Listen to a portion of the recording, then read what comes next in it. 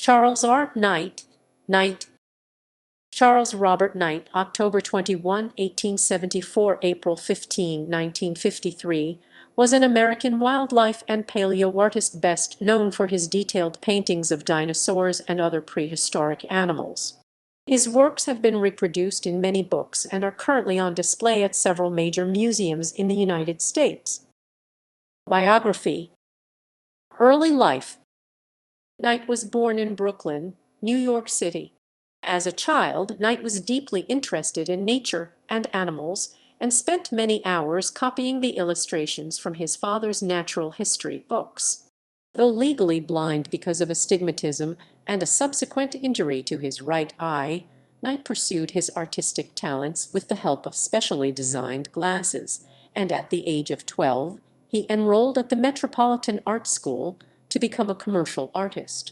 In 1890, he was hired by a church decorating firm to design stained glass windows, and after 2 years with them, became a freelance illustrator for books and magazines, specializing in nature scenes.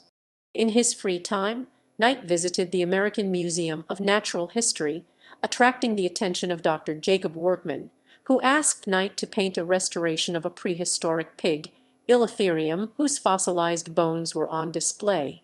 Knight applied his knowledge of modern pig anatomy and used his imagination to fill in any gaps. Workman was thrilled with the final result, and the museum soon commissioned Knight to produce an entire series of watercolors to grace their fossil halls. His paintings were hugely popular among visitors, and Knight continued to work with the museum until the late 1930s, painting what would become some of the world's most iconic images of dinosaurs, prehistoric mammals, and prehistoric humans.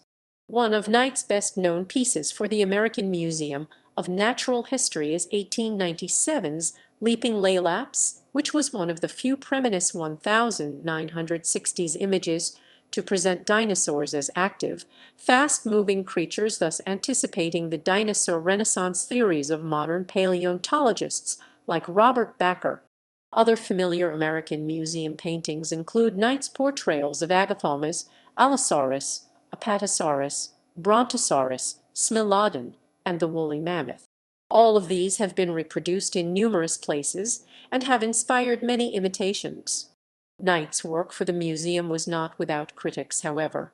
Although he spent considerable time at zoos studying the movements and habits of living animals, many curators argued that his work was more artistic than scientific and protested that he did not have sufficient scientific expertise to render prehistoric animals as precisely as he did.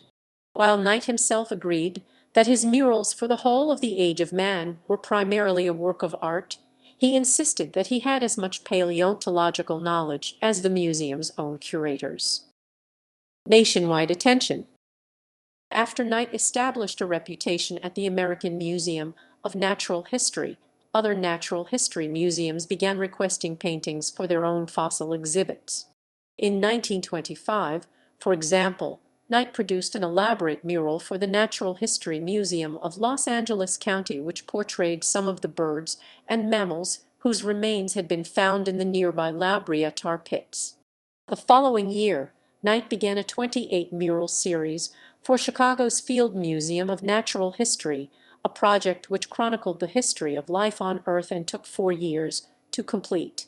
At the Field Museum, he produced one of his best-known pieces, a mural featuring Tyrannosaurus and Triceratops. This confrontation scene between a predator and its prey became iconic and inspired a huge number of imitations, establishing these two dinosaurs as mortal enemies in the public consciousness. The Field Museum's Alexander Sherman says, "It is so well loved that it has become the standard encounter for portraying the age of dinosaurs." Knight's work also found its way to the Carnegie Museums in Pittsburgh, the Smithsonian Institution, and Yale's Peabody Museum of Natural History, among others. Several zoos, such as the Bronx Zoo, the Lincoln Park Zoo, and the Brookfield Zoo, also approached Knight to paint murals of their living animals, and Knight enthusiastically complied. Knight was actually the only person in America allowed to paint Sulin, a giant panda that lived at Brookfield Zoo during the 1930s. While making murals for museums and zoos, Knight continued illustrating books and magazines and became a frequent contributor to National Geographic. He also wrote and illustrated several books of his own, such as Before the Dawn of History Knight, 1935. Additionally, Knight became a popular lecturer, describing prehistoric life to audiences across the country. Eventually, Knight began to retire from the public sphere to spend more time with his grandchildren, who shared his passion for animals and prehistoric life. In 1951, he painted his last work, a mural for the Everhart Museum in Scranton, Pennsylvania. He died in New York City 2 years later. Legacy. Knight has been hailed as one of the great popularizers of the prehistoric past and as having influenced generations of museum goers. Examples of Knight's work frequently appeared in dinosaur books published in the U.S. during the first half of the 20th century, and countless other artists and illustrators borrowed heavily from Knight's conceptions of dinosaurs and um, um, um, unfazing, um, um, um, um. More recent works also include examples of Knight's paintings. For example, Stephen Jay Gould used one of Knight's paintings for the cover of his 1991 book Bully for Brontosaurus and another in his 1996 book Dinosaur in a Haystack. Though many other paleoartists have succeeded Knight, most notably Zdeněk Berian, Knight's paintings still remain very popular among dinosaur and paleontology enthusiasts. A commemorative edition of Knight's 1946 book Life Through the Ages, ISBN 0-253-33928-6, was recently published by Indiana University Press, and a 2007 calendar, ISBN 0-7649-3622. Additionally, fantasy artist William Stout has compiled a series of Charles Knight sketchbooks, which contain many rare and previously unpublished drawings and studies by Knight. Because Knight worked in an era when new and often fragmentary fossils were coming out of the American West in quantity, not all of his creations were based on solid evidence. Dinosaurs such as his improbably adorned Agathomys 1897, for example, were somewhat speculative. His depictions of better-known ceratopsians as solitary animals inhabiting lush grassy landscapes were largely imaginative. The grasslands that feature in many of his paintings didn't appear until the Cenozoic. Although Knight sometimes made musculoskeletal studies of living animals, he did not do so for his dinosaur restorations, and he restored many dinosaurs with typical reptilian-like limbs and narrow hips. Paul, 1996. In the 1920s, studies by the celebrated paleontologists Alfred Romer and Gerhard Heilmann 1926 had confirmed that dinosaurs had broad avian-like hips rather than those of a typical reptile.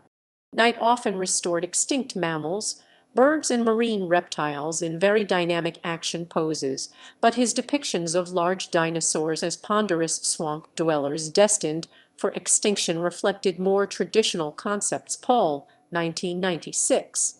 In his Catalogue to Life Through the Ages, 1946, he reiterated views that he had written earlier. Knight, 1935, describing the great beasts as slow-moving dunces that were unadaptable and unprogressive, while conceding that small dinosaurs had been more active.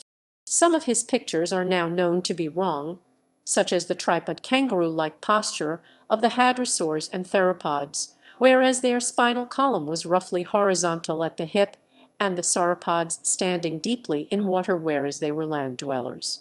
Knight also drew dinosaur tails dragging on the ground, whereas they were held out approximately horizontally. The late Stephen Jay Gould was one of Knight's most well-known fans, notably refusing to refer to Brontosaurus as a Patasaurus because Knight had always referred to the creature with the former name. Gould writes in his 1989 book Wonderful Life, "Not since the Lord himself showed his stuff to Ezekiel in the Valley of Dry Bones had anyone shown such grace and skill in the reconstruction of animals from disarticulated skeletons." Charles R. Knight, the most celebrated of artists in the reanimation of fossils, painted all the canonical figures. Other admirers have included special effects artist Ray Harryhausen, who writes in his autobiography An Animated Life, long before Obi Willies O'Brien, myself, and Steven Spielberg. He put flesh on creatures that no human had ever seen. At the L.A. County Museum, I vividly remember a beautiful Knight mural on one of the walls depicting the way paleoartist Gregory S. Pohl has also mentioned Knight as a big influence on him. In 2012, a book about Knight and his art written by Richard Milner titled Charles R. Knight the Artist Who Saw Through Time was published. An homage to the painter was also made in the 1998 IMAX feature film T-Rex Back to the Cretaceous, in which he was portrayed by actor Tuck Milligan. Works. Knight's works are currently included as part of the permanent collections of these colleges, libraries, museums, and zoos. Academy of Natural Sciences, Philadelphia, Pennsylvania, Sylvania, American Museum of Natural History, New York, New York, Bethune-Cookman College, Daytona Beach, Florida, Bronx Zoo, Bronx, New York, Carnegie Museum of Natural History, Pittsburgh, Pennsylvania, the Dinosaur Museum, Blanding, Utah, Everhart Museum, Scranton, Pennsylvania, Field Museum of Natural History, Chicago, Illinois, Illinois, Florida Museum of Natural History, Gainesville, Florida, Illinois State Museum, Springfield, Illinois, Illinois, Mesa Southwest Museum, Mesa, Arizona,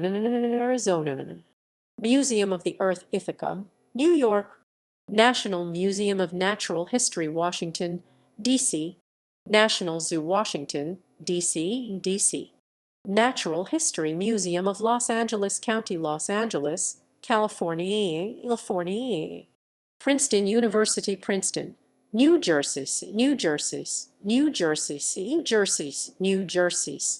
Science Museum of Minnesota, St. Paul, Minnesota,